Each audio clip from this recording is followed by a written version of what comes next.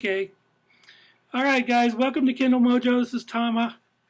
I haven't done an interview for a while because I've I've moved. I'm now living in Albuquerque, New Mexico. So a lot happier from New York. But tonight I got Gail Omsted with me, and she's a romance novelist. So Gail, take it away. Tell me a little bit about your books. What are they titled? Where can we find them? And what are they about?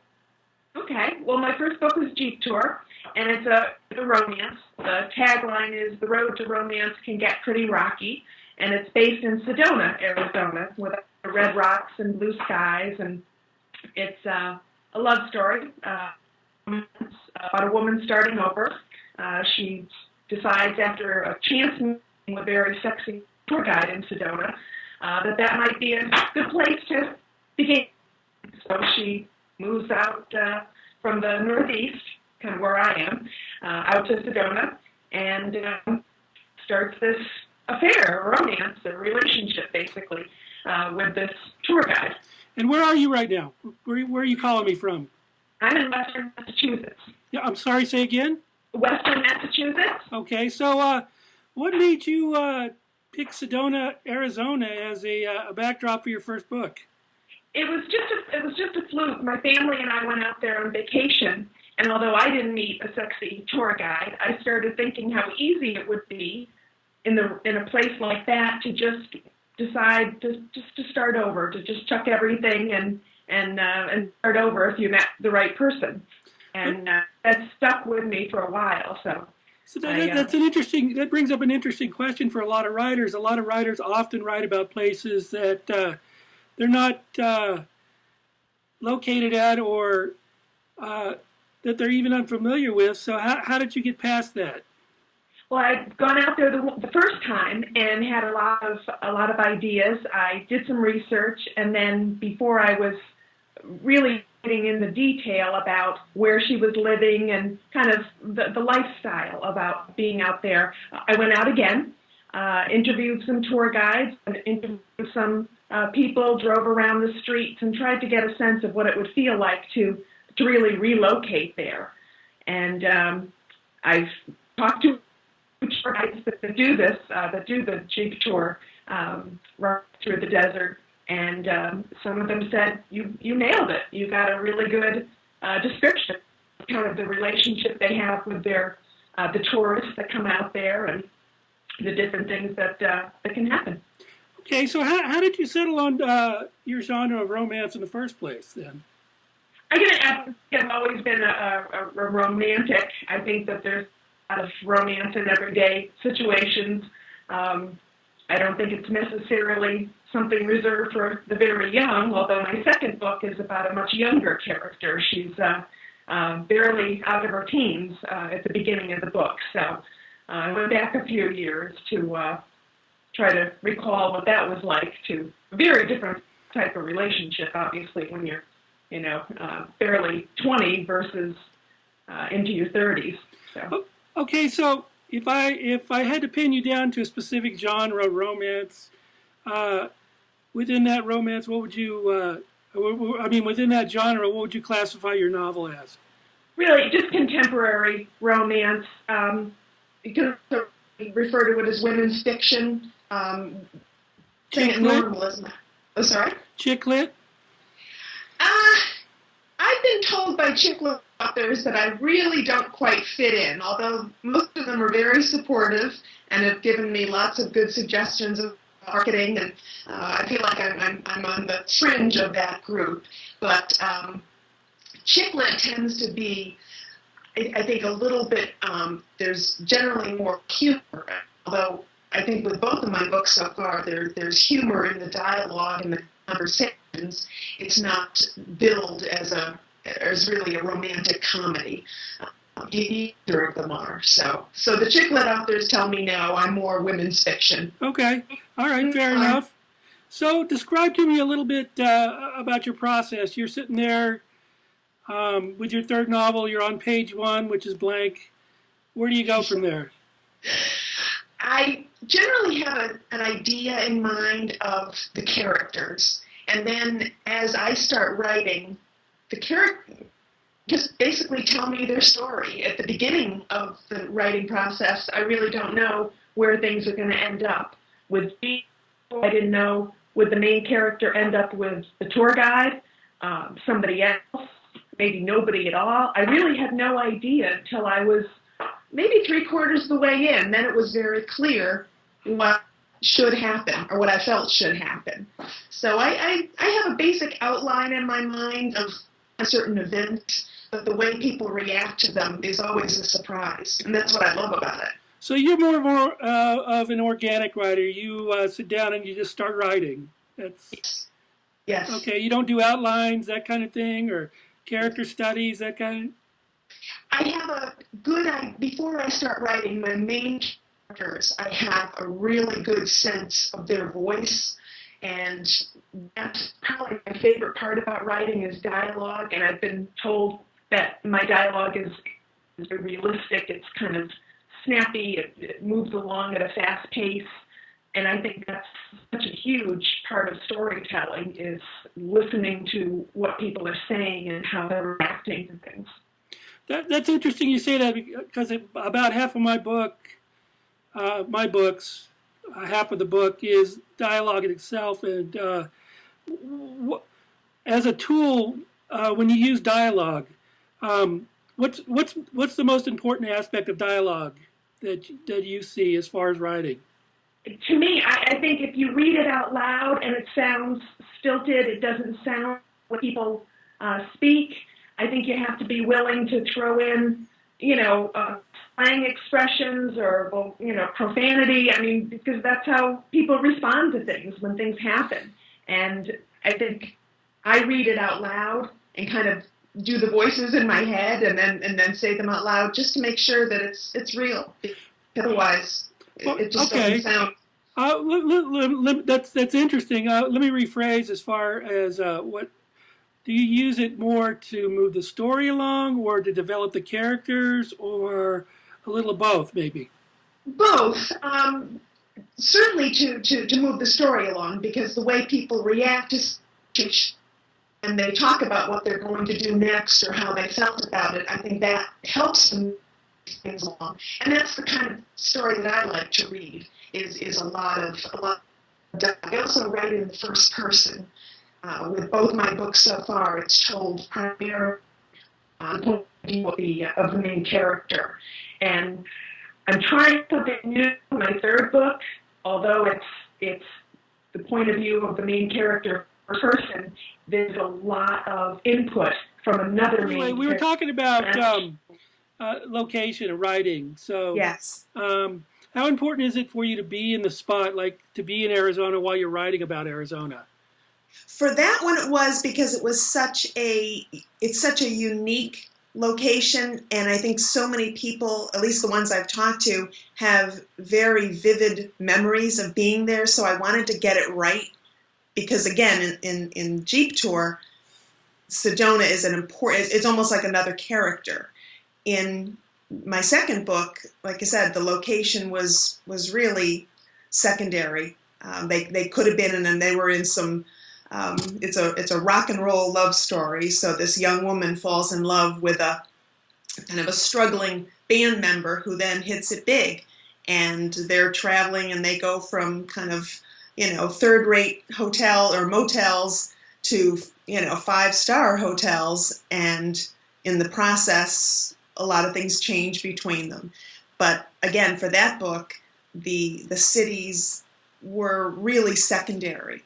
So it wasn't that important, I didn't think, for me to be, because I've been to those places. I wanted it to be realistic, but it wasn't as critical. But my third book is based in Ireland, so okay. I've been several times. I think I have to go back again just to make sure that I'm getting it right. So yeah, that's a great. I think that'll be a great location to write about. Absolutely, absolutely. Okay, let's go back and talk about marketing again now that we have a better connection. Okay. I want to make sure we get that segment done. So you do a lot of your own marketing.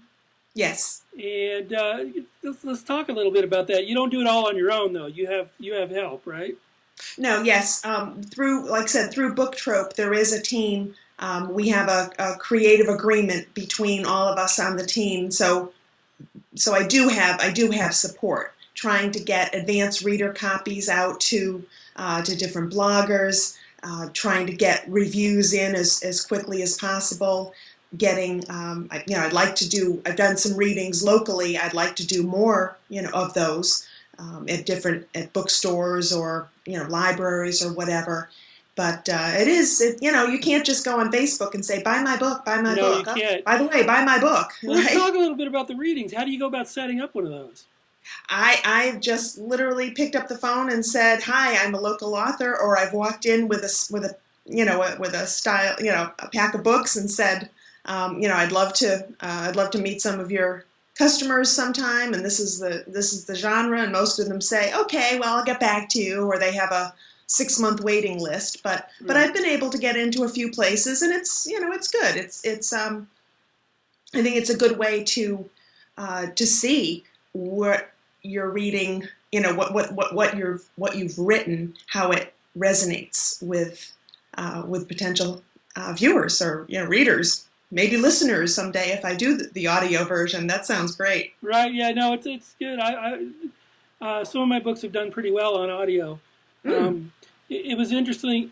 It was interesting that I actually had a paramedic who had lost his eyesight, who begged me to put him on. Who begged me? I write a series of paramedic books. That's one of the things I write, and Yeah. he said, I'd really love to read these, but I need them on audio. So I just started exploring that, and Wow. like I said, it doesn't cost anything. It doesn't cost me anything to have them done, Right. and we split the royalty. I split the royalties with the narrator, so Nice. it's a good deal. Have you thought of narrating your own books? I'm not a very good reader. I'm not a very good reader at all. I'm Yeah, I dyslexic. would try to do too many voices and it would come Right. out really odd. Yeah, So. no, I have to run my books through like 3 or 4 editors to get all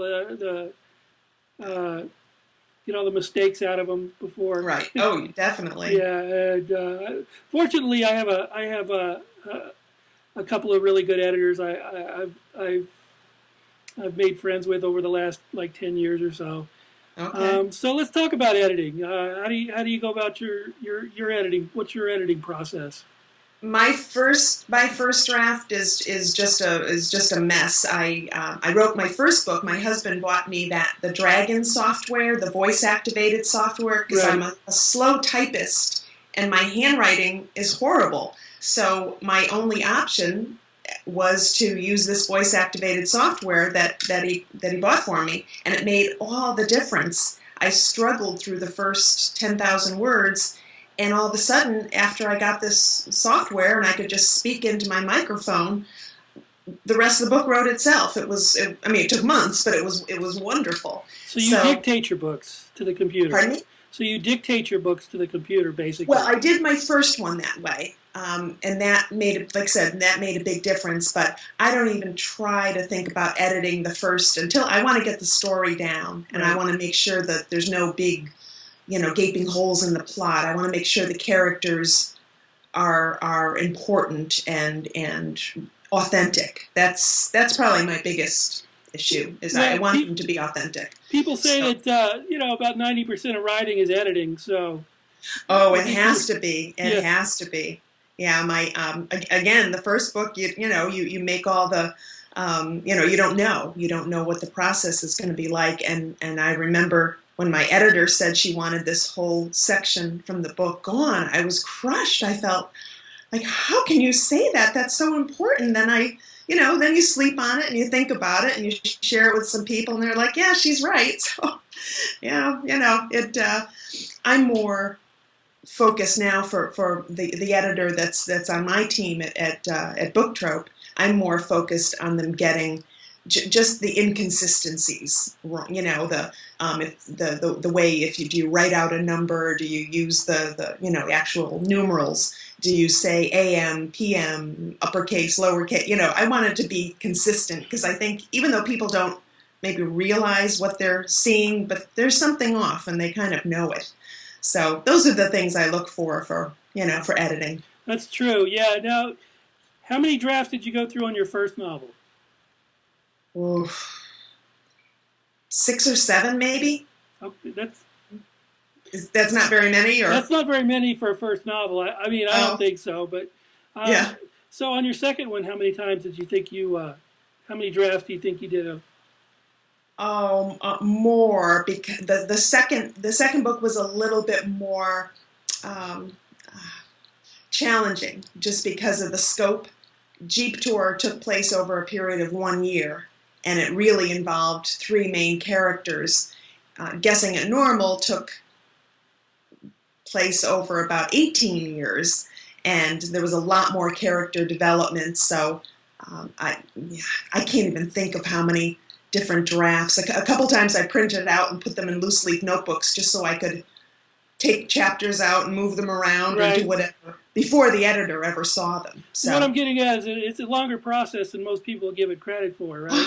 You don't just sit down and bang out a novel in 3 weeks or a couple days. The end, right? You type the end and you think, oh, that's it. Yeah. So yeah, no, it's much longer. It takes, yeah, but it's great. I mean, it's great when you talk to somebody and they say how much they enjoyed their book, or they shared it with somebody, or especially just people that you've never met, and people that aren't necessarily who you think of as your target audience. It might be somebody older or younger, or a male in my case, which is, although I think my book is primarily geared towards women, I've gotten good feedback from men, including my husband. That's good. Well, that's always important to have that support. That is good. Yeah. So, do you think you're going to stay within the romance genre from now on?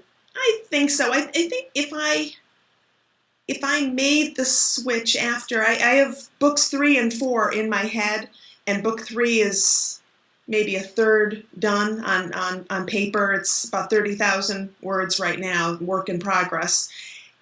I think after those 2, and then I'll have 4, I might, I don't know, I might look at some historical fiction.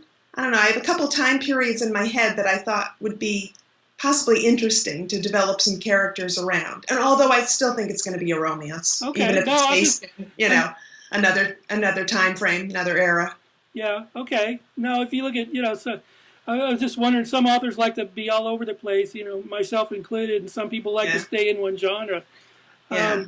Maybe young adult. Young adult, I think I could probably make the transition there. That wouldn't be too complicated, but you won't see me writing science fiction or any, anything like that, or even mysteries. I wouldn't be something I'd be comfortable with at this point. Okay. All right. So what's next for you? Where are you going from?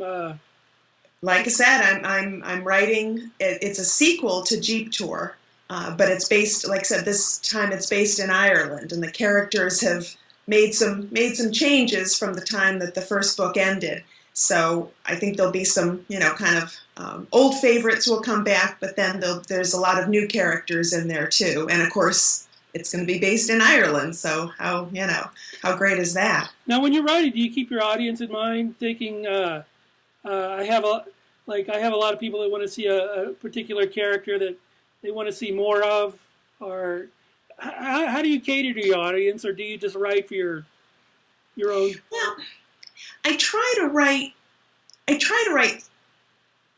smart women. That's kind of, if you asked me before about my niche or my genre, I tried, even though they make my 2 main characters from my first 2 books, they make some really foolish moves. They make some silly mistakes. They trust the wrong people. They go down the wrong path, but they kind of figure it out at the end. And there's a theme, I think, with both of them about kind of that a do-over in your life, which is, I think, wonderful. I think that's we all should have at least one. So I think I try to write characters that are, like I said, authentic, flawed, not perfect, not super women, but authentic, real people that I would talk to, people that I would find interesting.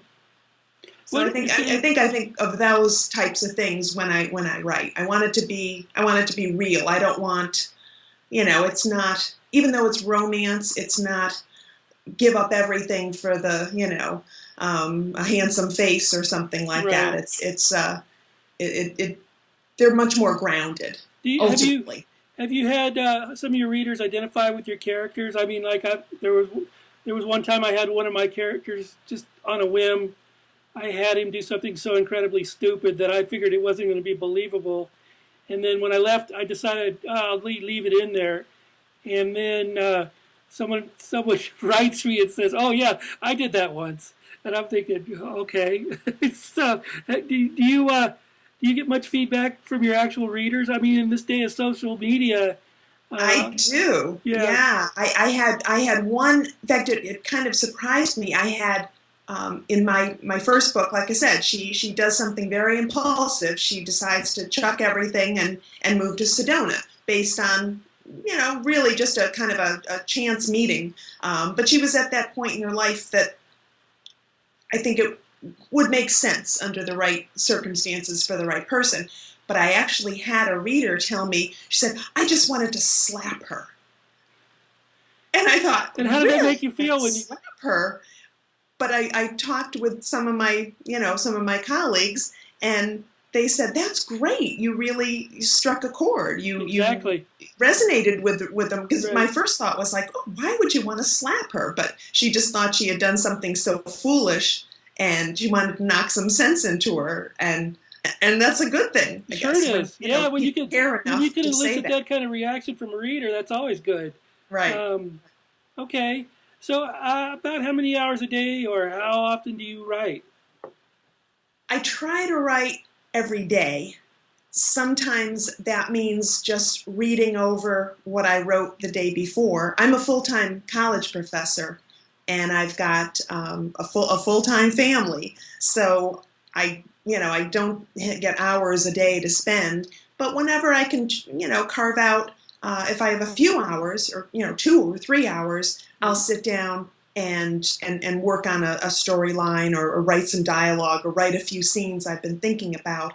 But sometimes I have a half an hour, and like I said, that's when I'll spend looking back over something, maybe making some notes, some changes, making some edits to say that they wouldn't say that, or they wouldn't go there, or this doesn't even need to be in the book.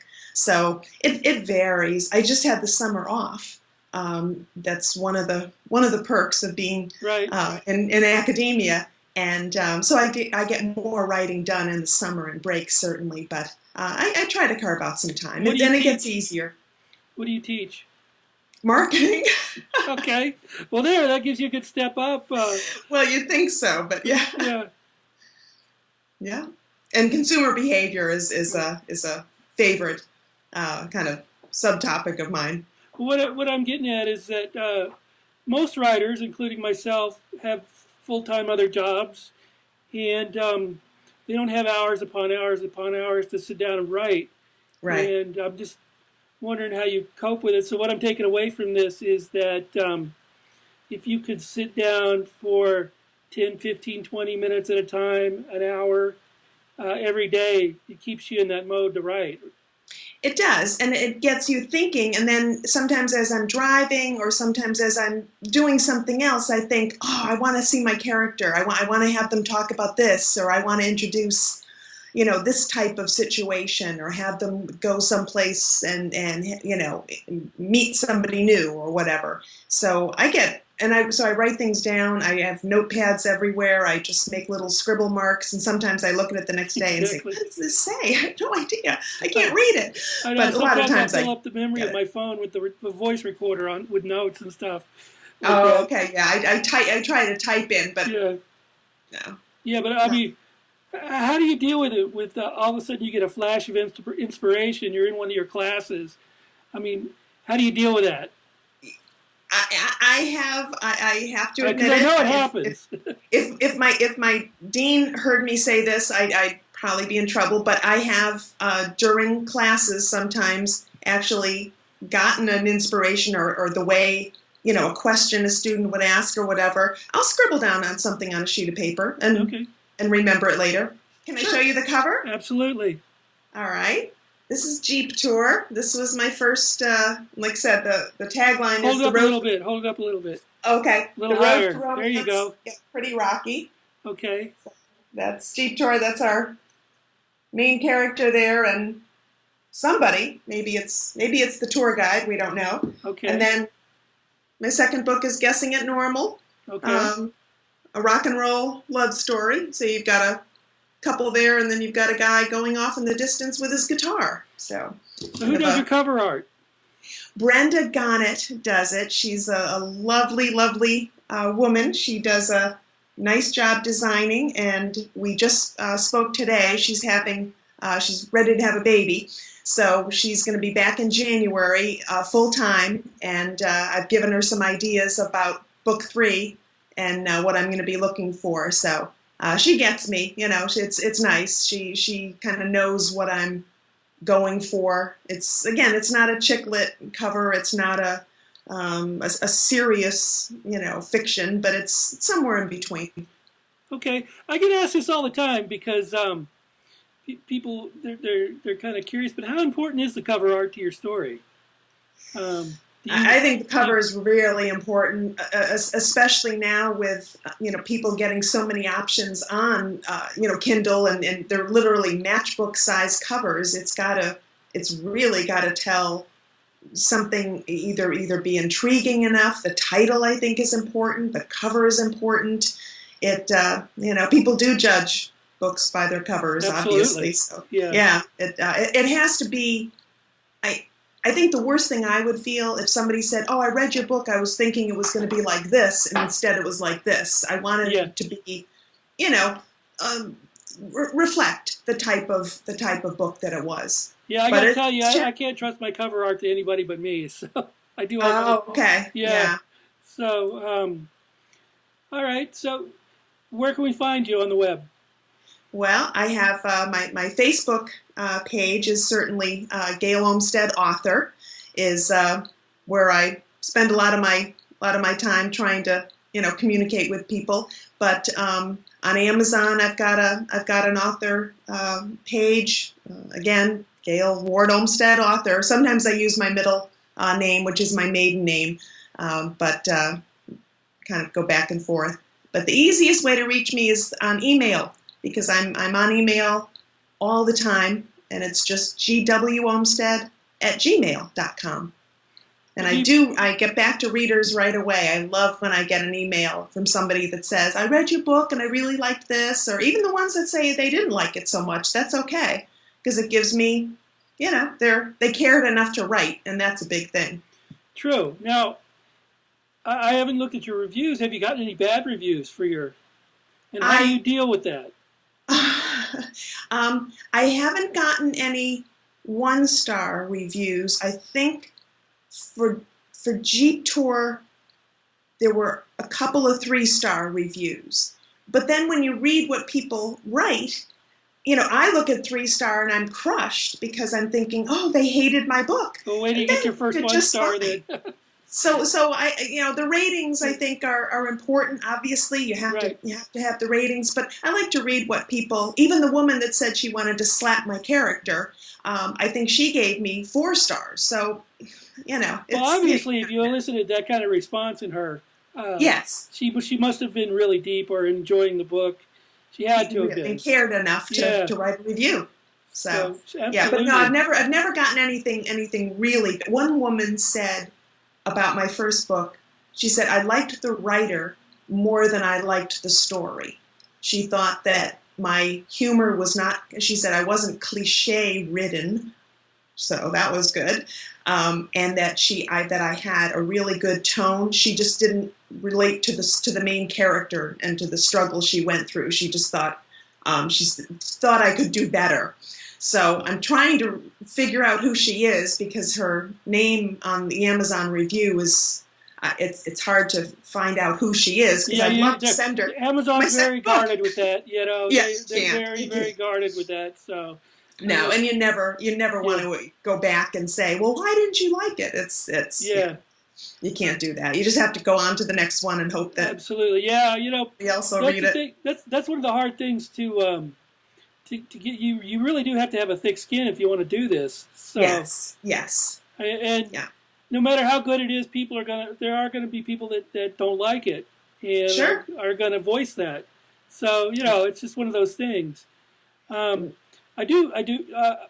Do you take away a lot from the bad reviews that you want to improve, or how do you look at your reviews? Sometimes I think a bad review is almost as important as a good review.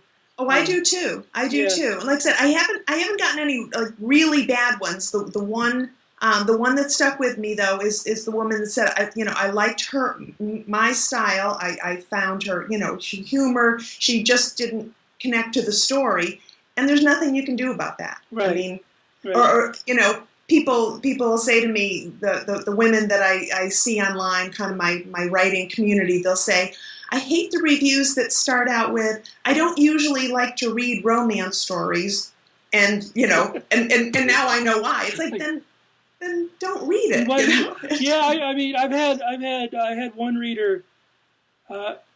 She gave the first book she read of mine a 2-star, and then she gave another one a 2-star.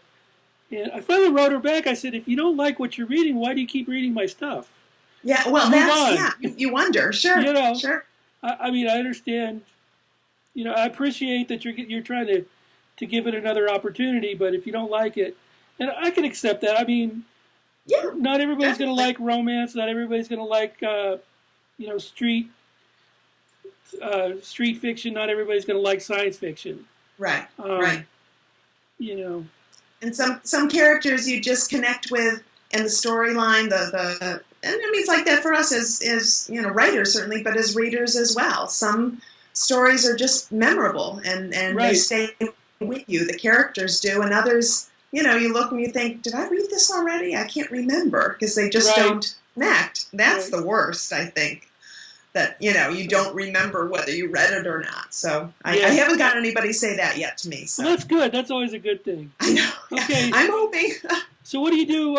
We touched on it a little bit, but what do you do when you're not writing? Well, what do I do when I'm not writing? I like to travel a lot. My husband and I are getting ready to be empty nesters, so both my kids are going to be out of the house. One already is. So we do a lot of traveling, which I really like, and I love the water. I love swimming. I love boating. My husband's a really good sailor. I like to go sailing with him. We used to do a lot of water skiing. So anything on the water is good. Okay. All right. Well, keep in mind that I run a vacation rental for writers here in Albuquerque. Sounds good. I offer a 10% discount to anybody published on Amazon. Okay. So, had to throw that little shameless plug in there. Now, hey, you have to do a plug. Yeah. That's okay. That's good. Okay. Well, thanks for being with me tonight. Thank you so much.